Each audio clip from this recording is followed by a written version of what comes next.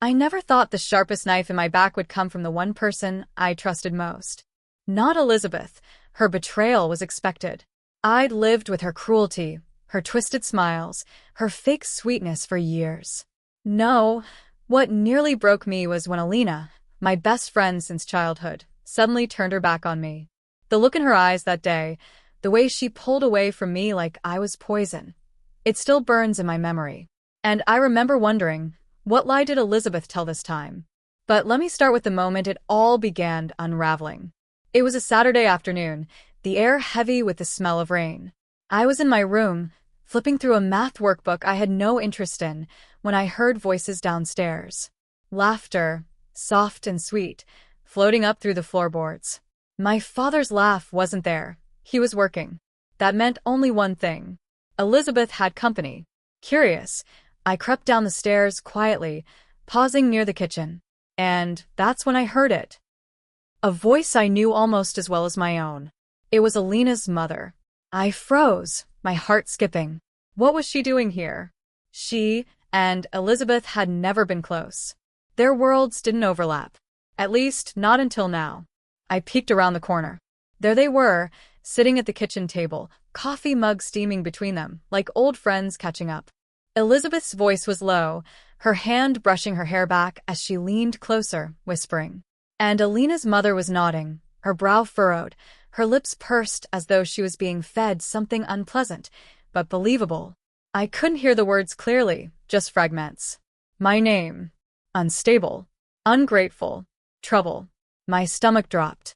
I backed away, my hands trembling, my heart pounding in my chest. Elizabeth was doing it again. She was weaving her lies, twisting her poison, but this time, not just inside the family. This time, she was aiming straight at the one person I loved most outside of these walls. Alina. That night, I couldn't sleep. My phone stayed silent, no text from her, not even a silly meme she'd normally send before bed.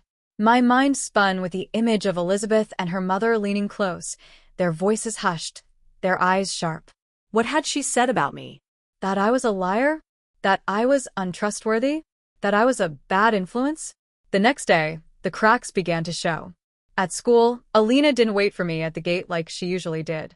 She was already inside, standing with another group, her smile tight when she saw me. When I waved, she waved back, but it was small, hesitant, like she didn't want the others to notice. By lunchtime, I couldn't take it anymore. I pulled her aside, my heart in my throat. Hey, is something wrong? Did I do something? She hesitated. Her eyes darted away, her arms crossed. No. I don't know, Kate. People are saying things. My chest tightened. What people? She bit her lip. My mom, mostly. She said Elizabeth told her you've been struggling. That you've been acting out, lying, sneaking around. And, I don't know. Is it true? For a second, I couldn't breathe. Elizabeth had planted the seed, and it was already growing. Alina, no. I said quickly, desperation creeping into my voice. You know me. You know I'd never. Do I? She whispered, her eyes searching mine. I mean, I thought I did. The words cut deeper than any knife. She pulled away then, heading back to her group, leaving me standing in the hallway with my throat burning and my hands shaking. Elizabeth was winning. That night, I sat in my room staring at the folder under my bed. The one where I had kept all the receipts and proof of her stealing from me months ago. I had won that battle, exposed her for what she was. But here she was again, changing tactics, striking where she knew it would hurt most. She couldn't attack me directly anymore, not after what happened with my father. So she was going after my friendships, my life outside this house. She was poisoning the well. But if she thought I'd just let her take Alina away from me, she was wrong. The next few weeks were torture. Alina drifted further, pulled by whispers I couldn't hear, but felt every day. She stopped coming over after school. She stopped answering my late-night texts. When we did talk, her voice was strained, full of doubt. Meanwhile, Elizabeth was radiant. She glided around the house with a new kind of satisfaction, humming as she cooked, smiling with a sharpness in her eyes whenever she looked at me. She didn't need to say a word. I knew what she was thinking. Checkmate. But I wasn't ready to fold. One evening, I decided to test her. I crept into the living room, where her phone sat charging on the counter. My heart pounded as I picked it up, glancing down the hall to make sure she wasn't nearby. I opened her messages. And there it was. A thread with Alina's mother. Dozens of texts, each one like a knife twisting deeper. She's manipulative. She hides things from everyone. She's not a good influence for Alina. I worry what kind of person she's becoming. And at the end, Alina's mother replying, "Thank you for telling me. I'll talk to her. I don't want Alina dragged into this." I nearly dropped the phone. My vision blurred with tears. This wasn't just gossip. Elizabeth was orchestrating it, word by word, text by text, poisoning the one bond one had left. I put the phone back, my hands shaking, rage burning through me. For years, she had controlled my father with her lies, stolen my inheritance, broken me down piece by piece. But this was too far. She had taken my best friend, and I was going to take everything from her. I didn't tell Alina what I found. Not yet. If I rushed, Elizabeth would find a way to twist it again. I had to be smarter. I had to let her dig her own grave. So I played the part. I smiled at Elizabeth during dinner. I nodded when she spoke. I let her believe I was tired, broken, defeated. All the while I was watching, waiting. And then one night, opportunity came. Elizabeth was in the study, her voice low, the glow of her phone lighting her face. I crept closer, recording on my own phone, pressing it against the crack in the door. "Yes, I know," she whispered. "She's already pulling away from Kate. It's working. I told you, trust me, Alina will see what she really is soon enough. She won't want anything to do with her." I froze, my blood running cold. She laughed then, soft and cruel. "It's so easy. Kate's so desperate for love. She'll destroy herself trying to keep it. And when she does, everyone will see what I've been saying all along." My hand trembled as I stopped the recording. I backed away, heart pounding, knowing I had just captured the weapon I needed. Proof. Her own voice, admitting everything. Now all I needed was the right stage to play it. The next day at school, Alina avoided me again. This time, I didn't chase her. Instead, I walked past holding my head high. Let her think I was beaten. Let Elizabeth think she had won. Because soon, everyone was going to hear the truth. And when they did, Elizabeth wouldn't just lose me. She'd lose everything. The recording burned a hole in my pocket all day. Every time I touched my phone, I thought about it. The sound of Elizabeth's voice, dripping with venom, planning to tear me apart from the inside out. It was proof, more powerful than any receipt or bank statement. This was her words, her tone, her cruelty. But proof was nothing without timing. If I released it too early, she'd twist it, claim it was fake, convince my father and Alina's mother it was a setup. No, this had to be done where she couldn't escape. That night at dinner, I studied her. She laughed easily, asking my father about work, bragging about the casserole she had made, pretending to be the perfect wife and mother. But beneath the surface, I saw it. The twitch of her fingers against her fork, the flick of her eyes toward me, sharp and watchful. She knew I was onto her. "Quiet tonight, Kate," she said sweetly, tilting her head. "Everything all right?" I forced a smile. "Yeah, just tired." She nodded, her lips curling just slightly. "You've seemed distracted lately. I worry sometimes. You know you can come to me if something's wrong, right?" The hypocrisy nearly made me choke. I mumbled something and excused myself, my heart pounding. She was baiting me, testing me, waiting for me to slip. But I wouldn't. Not this time. The next day at school, Alina cornered me in the library.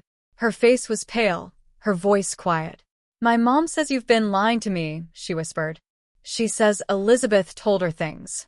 That you've been sneaking out, that you're not who I think you are." The words twisted in my gut. "And you believe her?" Her eyes filled with conflict. "I don't know what to believe anymore, Kate. I want to trust you, but—" I leaned in, desperation flooding my voice. "Alina, please. Do you really think Elizabeth cares about you?"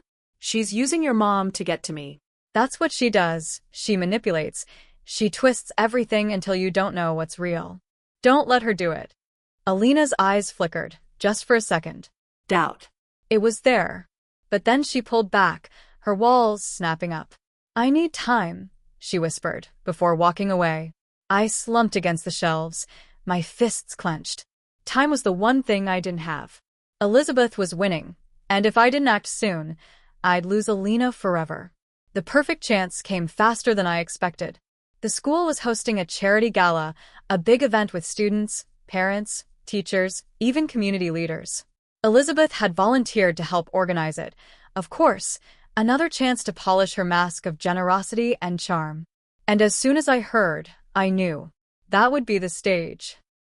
I spent the next week preparing, going over the recording again and again, making sure it was clear, undeniable.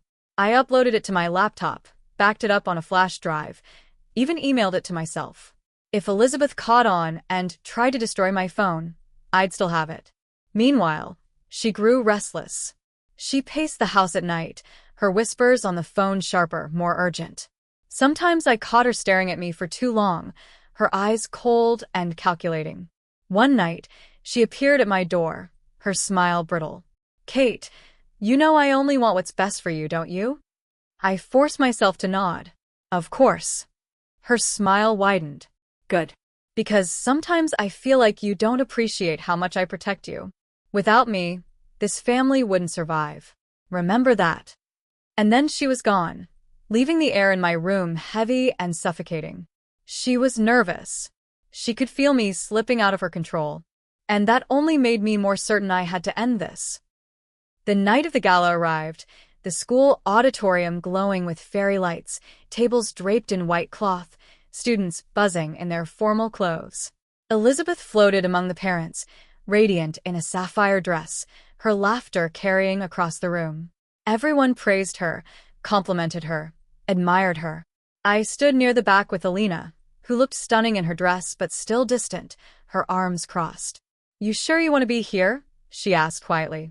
I nodded. Trust me. You'll want to see this. Her brows furrowed, but she didn't press. As the speeches began, Elizabeth took the stage, her voice warm, her smile dazzling. She spoke about generosity, community, the importance of supporting each other. The crowd hung on every word, nodding in admiration. And my hands trembled as I reached into my bag, pulling out the flash drive. When the applause swelled, I slipped backstage, plugging it into the audio system while the tech teacher was distracted. My heart pounded so loudly, I thought it would give me away. My fingers shook as I cued the file, ready to play. Then I stepped back into the crowd, my pulse racing. Elizabeth raised her glass for a toast. To our children, our future, and to the bonds that hold us all together. And that's when her own voice filled the speakers. Yes, I know. She's already pulling away from Kate. It's working. I told you, trust me. Alina will see what she really is soon enough. She won't want anything to do with her. Gasps echoed through the hall. Elizabeth froze, her glass halfway to her lips, her face draining of color. The recording continued, her laughter spilling out, cruel and sharp. It's so easy. Kate's so desperate for love. She'll destroy herself trying to keep it. And when she does, everyone will see what I've been saying all along. The crowd erupted. Whispers, gasps, shocked stares. Alina's mother covered her mouth, her eyes wide with horror. Elizabeth dropped her glass, the shatter ringing through the silence. Turn it off, she screeched, her mask crumbling. That's not real. It's fake, it's... But no one was listening. The words had already carved themselves into the room, undeniable and damning. And for the first time, everyone saw her for who she truly was. I didn't stay for the fallout. I didn't need to. I slipped out of the auditorium, the night air cool against my flushed face, my heart racing with adrenaline. Behind me, I could still hear the chaos, Elizabeth's voice shrill and desperate, the crowd demanding answers, my father's voice rising above it all. Alina followed me out, her eyes wide, her hands trembling. Kate, she whispered. You recorded her? I nodded, my throat tight. I had to. She was taking you away from me. Her face crumpled, tears filling her eyes. I'm so sorry. I should have trusted you. I pulled her into a hug, relief washing over me. She almost won, but not anymore. And for the first time in weeks, I felt like I wasn't alone. But deep down, I knew it wasn't over. Elizabeth had been humiliated, her mask shattered in front of everyone she wanted to impress. And a woman like her wouldn't go down quietly. She'd come back. She'd fight. And I had to be ready. The morning after the gala, the house felt like a battlefield. The tension was thick, the silence broken only by the sound of Elizabeth slamming cabinets in the kitchen. My father hadn't said a word to her all morning. His face was pale, his eyes red, like he hadn't slept at all. When I came down the stairs, Elizabeth's gaze snapped to me. Her smile was gone, replaced with a glare sharp enough to cut. "Proud of yourself?" she hissed under her breath, so only I could hear. "You humiliated me. In front of everyone. Do you have any idea what you've done?" I stared at her evenly, my heart pounding. I showed the truth. That's all. Her eyes blazed. "You think this is over? You think one little recording will destroy me? I've survived worse than this." But her voice cracked at the edges, and I saw it, the cracks spreading through her carefully built mask. My father entered then, his voice hoarse. "Elizabeth, enough." I heard it. Everyone heard it. "Stop pretending." She whirled on him, her eyes wide. "Daniel, you can't believe that. It was taken out of context. She edited it. But he cut her off, his face hard. "Stop lying. I've defended you for years, ignored the signs, let you poison this family. No more." Elizabeth froze, her mouth opening and closing. For a moment, she looked like a cornered animal, her mask shattered beyond repair. Then her eyes flicked to me, filled with venom. "You think you've won, don't you?" she spat. "You think you're smarter than me. But you're just a child, Kate. Without me, you're nothing." My hands trembled, but I stood tall. "Without you, I'm finally free." She didn't leave right away. For days, she lingered in the house like a storm cloud, pacing the halls, muttering on the phone, her eyes burning holes in me every time we crossed paths. My father began sleeping in his study, refusing to share a room with her. At school, whispers spread like wildfire. Everyone had heard about the gala, about the recording. Teachers gave me sympathetic looks, students whispered when I passed. But for the first time, I didn't care. Because Alina walked beside me again, her arm brushing mine, her voice soft and steady. "I still can't believe she did that," she said one afternoon, shaking her head. "To think my mom actually believed her." I sighed. She's good at making people believe. That's what makes her dangerous. Alina touched my arm. "But she's not winning anymore. You beat her." I wanted to believe that. But deep down, I knew Elizabeth wouldn't leave quietly. And I was right. It happened 3 nights later. I woke to the sound of glass shattering. My heart leapt as I sat up, straining to hear. Voices, my father's, rough and angry, and Elizabeth's, high and desperate. I crept down the stairs, stopping at the edge of the living room. Elizabeth stood in the center, her hair wild, her eyes blazing, shards of a broken vase at her feet. "You can't just throw me out like this," she screamed. "This is my home too." My father stood across from her, his hands shaking. "No, Elizabeth. This was never your home. You've lied, stolen, manipulated. I want you out. Tonight." She let out a bitter laugh, her voice breaking. "You think you'll survive without me? You think Kate will save you? She's just a child. She'll ruin everything." My father's voice cracked. "The only person who ruined this family is you." Elizabeth's face twisted with rage, and for a terrifying second, I thought she might strike him. But then her eyes slid to me, standing in the doorway. Her voice dropped to a whisper, venom dripping from every word. "You'll regret this, Kate. You've destroyed me, and one day, I'll destroy you too." I forced myself to meet her gaze, my hands trembling but my voice steady. "You already destroyed yourself. I just made sure everyone saw it." The silence that followed was thick, suffocating. Then my father stepped forward, his voice firm. "Leave. Now." And for the first time, Elizabeth had no argument. She grabbed her purse, her hands shaking, her eyes still locked on me. Then she stormed out, the door slamming so hard the walls rattled.